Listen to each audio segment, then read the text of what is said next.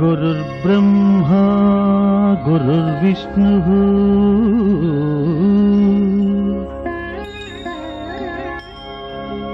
गुरुर्देवो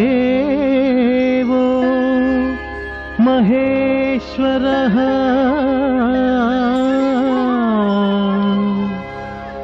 गुरु साक्षात् परब्रह्म तस्मै श्री भं गुरवे नमः।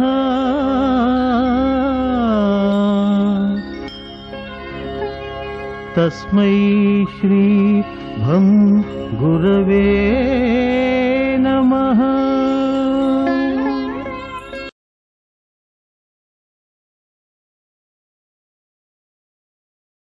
చూడండి సంఘటన. శంకర్ అన్నటువంటి వాడు చాలా బీదవాడు. బ్యాంకులో లోన్ తీసుకున్నాడు. చిన్న చెప్పుల షాప్ పెట్టుకున్నాడు. వ్యాపారం చేసుకుంటున్నాడు. వచ్చిన డబ్బుతో కంతుల ప్రకారం బ్యాంకులో కడుతున్నాడు. తక్కువ కులానికి సంబంధించినటువంటి వాడు. వ్యాపారం పర్వాలేదు, ఒక రకంగా జరుగుతుంది. ఒకరోజు అకస్మాత్తుగా కొత్త దంపతులు భార్యాభర్త ఇద్దరు చెప్పులు కొందామని ఆ షాపుకు వచ్చినారు. వచ్చేందుకు కూర్చోబెట్టినాడు. చైర్ మీద కూర్చోండి అమ్మగారు. అయ్యా మీరు కూర్చోండి అన్నాడు. ఏం కావాలి అని అడిగినాడు. లేదు, నా భార్యకు చెప్పులు కొనేదానికి వచ్చినాను. ఆమె కాళ్ళకు చూసినాడు. అమ్మా, మీకు 6వ నంబర్ చెప్పులు బాగా షూట్ అయ్యేటట్లు అనిపిస్తుంది, నాకు 6వ నంబర్ తీస్తాను అని అన్నాడు. 6వ నంబర్ చెప్పులు తీసుకొచ్చి ముందర పెట్టి, అమ్మా కాళ్ళు పెట్టండి అని కాళ్ళు ముట్టుకునేదానికి పోయినాడు. ఆమె అంటుంది, మీరు కాళ్ళు ముట్టుకోకూడదు, నా కాళ్ళు ముట్టుకోవద్దండి. ఆయన అంటుకుంటున్నాడు, నేను అంత్యజుడు కదా, తక్కువ కులం వాడిని కదా, కాబట్టి ఆమె కాళ్ళు ముట్టుకోవద్దని అంటుంది. ఇంతకు ముందు ఎంతో మంది వచ్చినారు ఆడవాళ్ళు. చాలా స్టైల్ గా కూర్చునేవాళ్ళు, స్టైల్ గా కాళ్ళు అందించేవాళ్ళు. చెప్పులు మార్పించి వేసుకొని చూసేవాళ్ళు. ఈమె ఎందుకు నాకు ముట్టుకోవద్దంటుంది అని ఉండబట్టలేక, ఎందుకు అమ్మగారు కాళ్ళు ముట్టుకోవద్దంటున్నారు? ఆమె ఒక్క మాట అనింది, నీవు మా అన్నలాంటి వాడు, నా కాళ్ళు ముట్టుకోవద్దు అని. ఆ 2 అక్షరాలు అన్నలాంటి వాడవు అనేది ఆయన హృదయంలో ముద్ర వేసి, సరే ఆమె చెప్పులు తొడుక్కునింది. 6వ నంబర్ కరెక్ట్ గా షూట్ అయినాయి. ప్యాక్ చేసి ఇమ్మన్నారు. ఆ చెప్పులు ప్యాక్ చేసి ఆమె భర్తకు అందించినాడు. అప్పుడు భర్త అంటున్నాడు, ఈమెకు ఒక్కగా ఒక్క అన్న ఉండే, ఆయన మిలిటరీలో పనిచేస్తుండే, ఆ యుద్ధంలో చనిపోయినాడు. అన్నంటే 5 ప్రాణాలు ఈమెకు.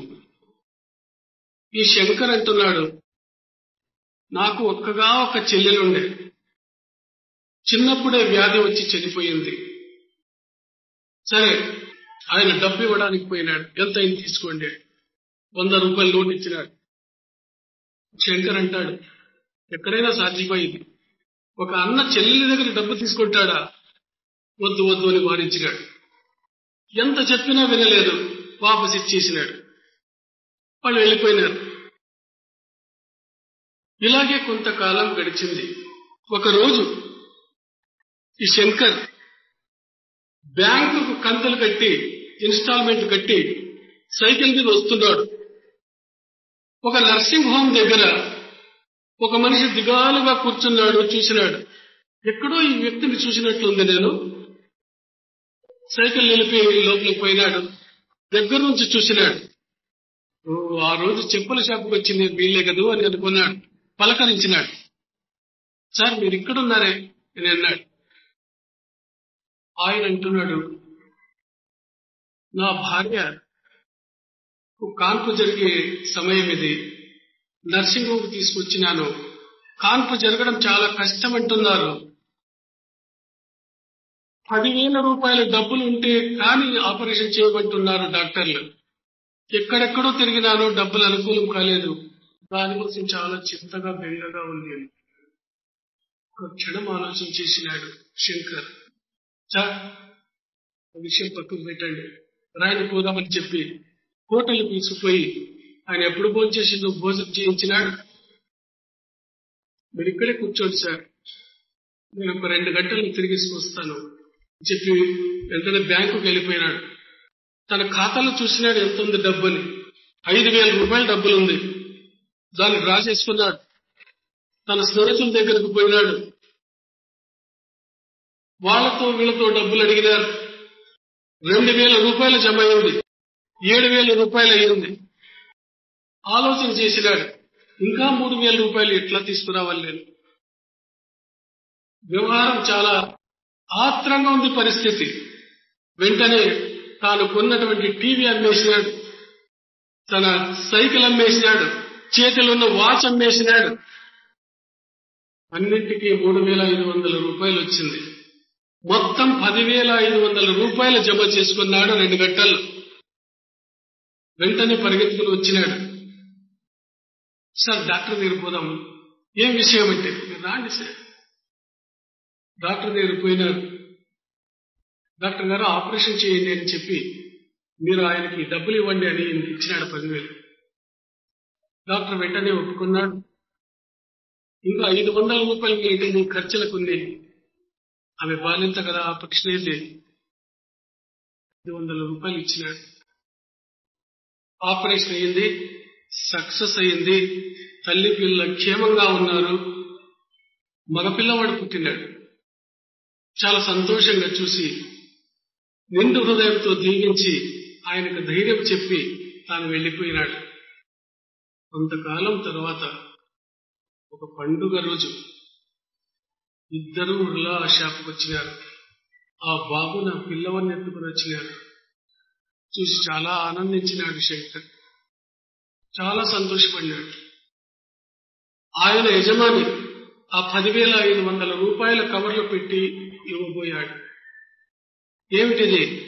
నీవు ఆ రోజు సహాయం చేసినావు, నా భార్య ప్రాణాలు కాపాడినావు.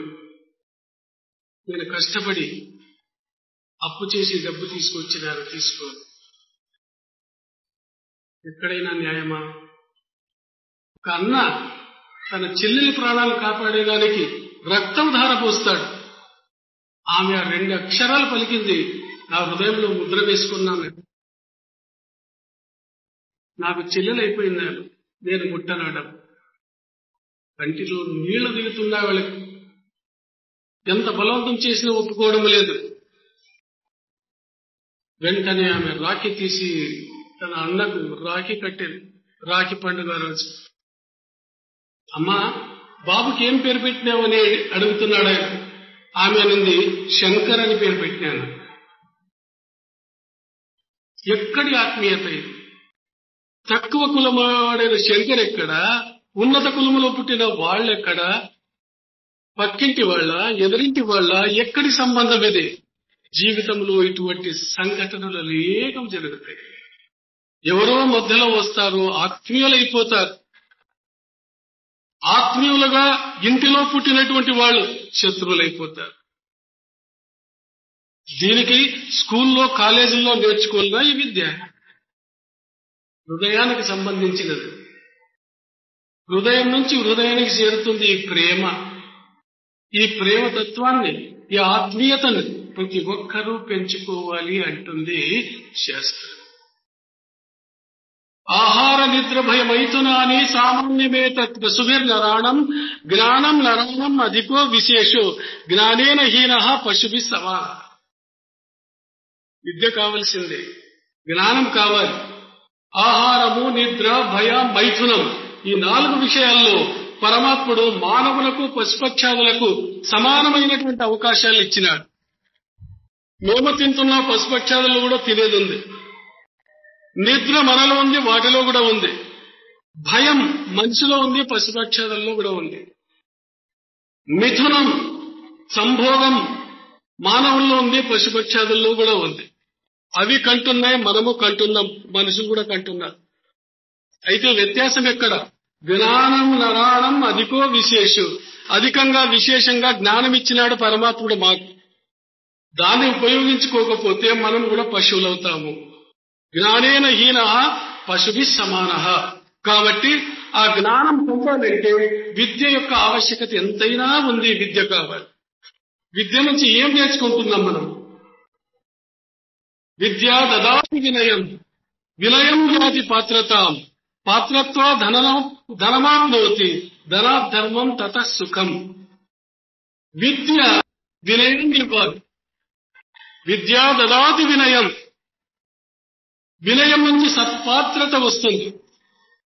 ఆ సత్పాత్రత నుంచి ధనాన్ని సంపాదించుకోవచ్చు. ధనం నుంచి ధర్మం చేయొచ్చు. ఆ ధర్మం చేయడం వల్ల సుఖం లభిస్తుంది. ఇది పెద్దలు చెప్పినటువంటి మాటలు.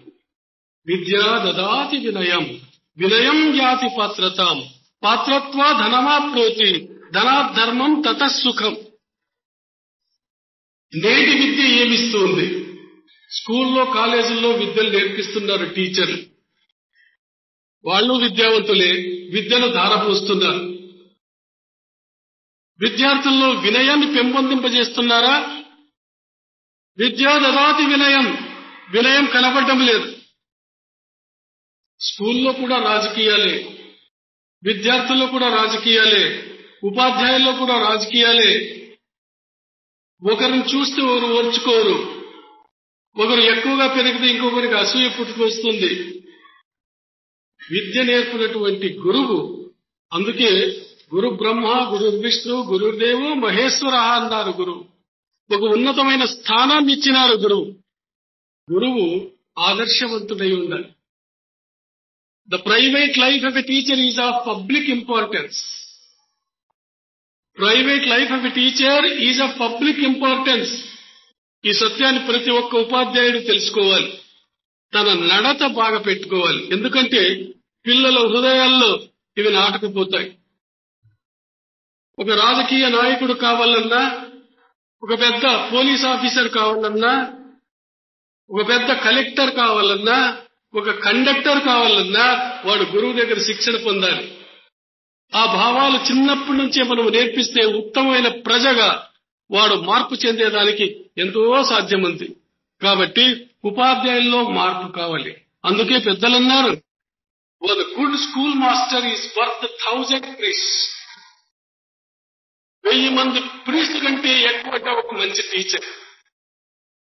కాబట్టి ఈ సత్యాన్ని తెలుసుకోవాలి. One should become a teacher by choice but not by chance. వాడు ఎన్నుకోవాలంటే నేను టీచర్ కావాలి, నేను పిల్లలు బోధించాలి అని ఛాయిస్ వాడు ఎన్నుకోవాలి. ఏది దొరకలేదు, టీచర్ పని కన్నా పోదా గొప్ప అని వచ్చినాడు, వారి చేతుల పిల్లలు బాగుపడ్డాడు. వల్ల వాళ్లకు వినయం నేర్పాలి. వినయం ఉందా ఈ కాలంలో పిల్లలు?